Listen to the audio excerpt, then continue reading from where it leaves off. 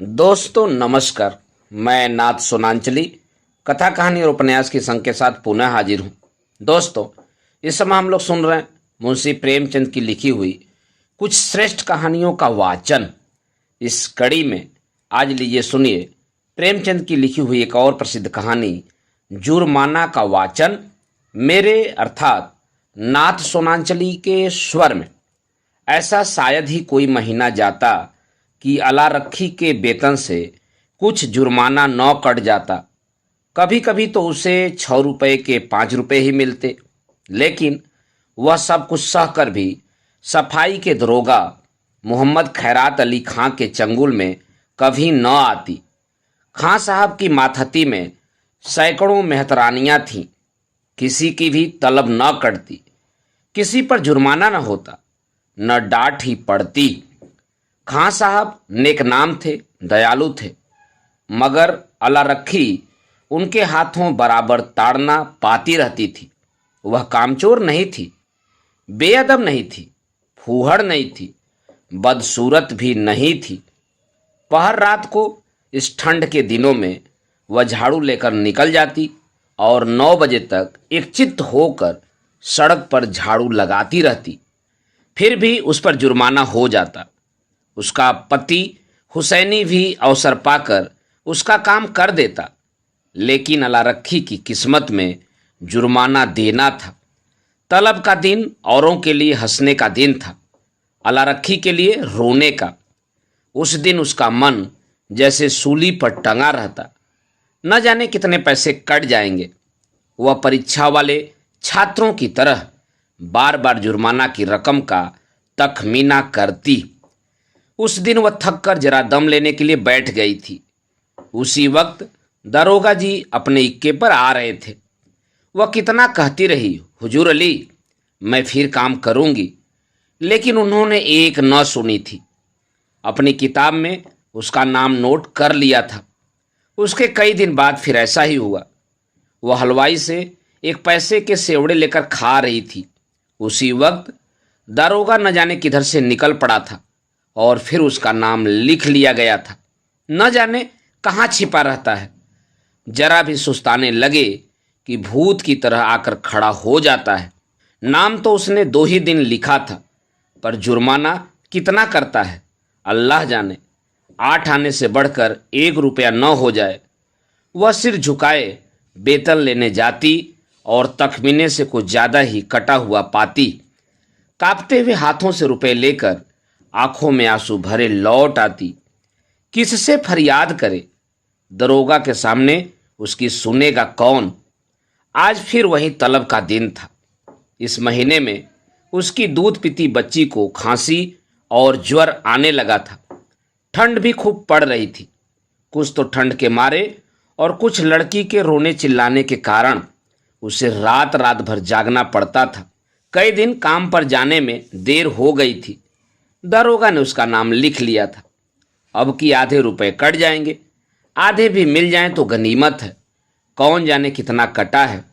उसने तड़के बच्ची को गोद में उठाया और झाड़ू लेकर सड़क पर जा पहुंची, मगर वह दुष्ट गोद से उतरती ही न थी।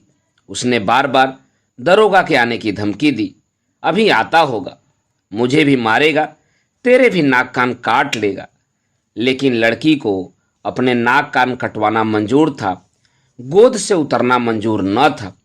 आखिर जब वह डराने धमकाने, प्यारने पुचकारने किसी उपाय से न उतरी, तो अलारक्षी ने उसे गोद से उतार दिया और उसे रोती चिल्लाती छोड़कर झाड़ू लगाने लगी। मगर वह अभागिनी एक जगह बैठकर मन भर रोती भी न थी। अलारक्षी के पीछे लगी हुई बार बार उसकी साड़ी पकड़कर खींचती, उसकी टांग से लिपट जाती, फिर जमीन पर लौट जाती और एक क्षण में उठकर फिर रोने लगती। उसने झाड़ू तान कर कहा, चुप हो जा, नहीं तो झाड़ू से मारूंगी, जान निकल जाएगी। अभी दरोगा दाढ़ीजार आता होगा। पूरी धमकी मुंह से निकल भी न पाई थी कि दरोगा खैरात अली खां सामने आकर साइकिल से उतर पड़ा। अलारक्षी का रंग उड़ गया, कलेजा धक धक करने लगा। या मेरे अल्लाह, कहीं इसने सुन न लिया हो, मेरी आंखें फूट जाएं। सामने से आया और मैंने देखा नहीं। कौन जानता था आज पैर गाड़ी पर आ रहा है। रोज तो इक्के पर आता था। नाड़ियों में रक्त का दौड़ना बंद हो गया। झाड़ू हाथ में लिए निस्तब्ध खड़ी रह गई। दारोगा ने डांट कर कहा, काम करने चली है तो एक पुछिल्ला साथ में ले लेती है, इसे घर पर क्यों नहीं छोड़ाई? अला रखी ने कातर स्वर में कहा, इसका जी अच्छा नहीं है हुजूर, घर पर किसके पास छोड़ आती। क्या हुआ है इसको? बुखार आता है हुजूर। और तू इसे यूं छोड़कर रुला रही है? मरेगी कि जिएगी? गोद में लिए लिए काम कैसे करूंगी हुजूर? छुट्टी क्यों नहीं ले लेती? तलब कट जाती हुजूर, गुजारा कैसे होता? इसे उठा ले और घर जा। हुसैनी लौट कर आए तो इधर झाड़ू लगाने के लिए भेज देना। अला रखी ने लड़की को उठा लिया और चलने को हुई।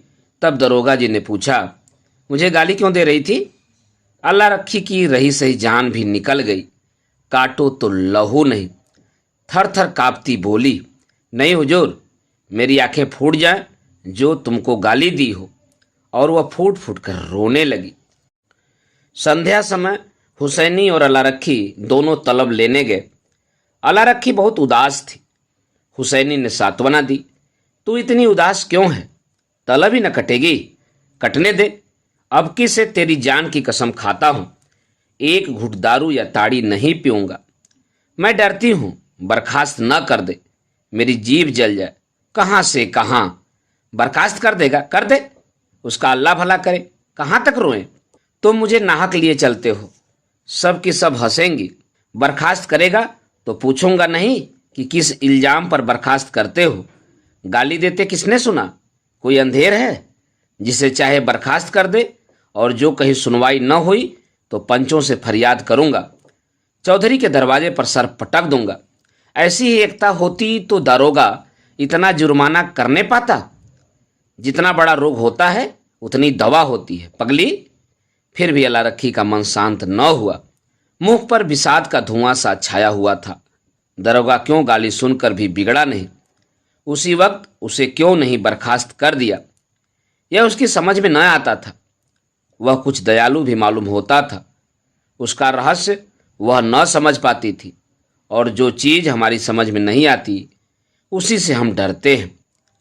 केवल जुर्माना करना होता तो उसने किताब पर उसका नाम लिखा होता।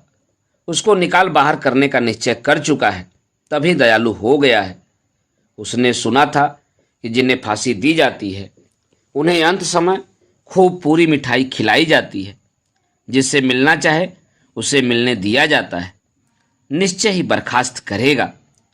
म्यूनिसिपालिटी का दफ्तर आ गया। हजारों मेहतारानियां जमा थी। रंग बिरंग के कपड़े पहने, बनाव श्रृंगार किए। पान सिगरेट वाले भी आ गए थे, खोचे वाले भी। पठानों का एक दल भी अपने असामियों के रुपए वसूल करने आ पहुंचा था। वह दोनों भी जाकर खड़े हो गए। वेतन बंटने लगा। पहले मेहतरानियों का नंबर था। जिसका नाम पुकारा जाता वह लपक कर जाती और अपने रुपए लेकर दरोगा जी को मुफ्त की दुआएं देती हुई चली जाती। चंपा के बाद अला रखी का नाम बराबर पुकारा जाता था। आज अला रखी का नाम उड़ गया था। चंपा के बाद जहूरन का नाम पुकारा गया, जो अला रखी के नीचे था। अला रखी ने हताश आंखों से हुसैनी को देखा। मेहतरानियां उसे देख देख कर कानाफूसी करने लगे। उसके जी में आया घर चली जाए। यह उपहास नहीं सहा जाता। जमीन फट जाती कि उसमें समा जाती। एक के बाद दूसरा नाम आता गया और अला रखी सामने के वृक्षों की ओर देखती रही। उसे अब इसकी परवाह न थी कि किसका नाम आता है, कौन जाता है, कौन उसकी ओर ताकता है, कौन उस पर हंसता है। सहसा अपना नाम सुनकर वह चौंक पड़ी। धीरे से उठी और नवेली बहू की भांति पग उठाती हुई चली। खजांची ने पूरे 6 रुपए उसके हाथ पर रख दिए। उसे आश्चर्य हुआ। खजांची ने भूल तो नहीं की। इन 3 वर्षों में पूरा वेतन तो कभी नहीं मिला, और अब की तो आधा भी मिले तो बहुत है। वह 1 सेकेंड वहाँ खड़ी रही कि शायद खजांची उससे रुपया वापस मांगे। जब खजांची ने पूछा, अब क्यों खड़ी है, जाती क्यों नहीं, तब वह धीरे से बोली, यह तो पूरे रुपए हैं। खजांची ने चकित होकर उसकी ओर देखा। तो और क्या चाहती है, कम मिले? कुछ जुर्माना नहीं है? नहीं, अब की कुछ जुर्माना नहीं है। अल्लाह रखी चली, पर उसका मन प्रसन्न न था। वह पछता रही थी कि दरोगा जी को गाली क्यों दी। दोस्तों, अभी आप सुन रहे थे प्रेमचंद की लिखी हुई एक बहुत लघु कहानी जुर्माना का वाचन मेरे अर्थात नाथ सोनांचली के स्वर में। दोस्तों, और भी किस्से कहानी और उपन्यास सुनने के लिए आप मेरे साथ कथा कहानी और उपन्यास के साथ जुड़े रहें। धन्यवाद। नमस्कार।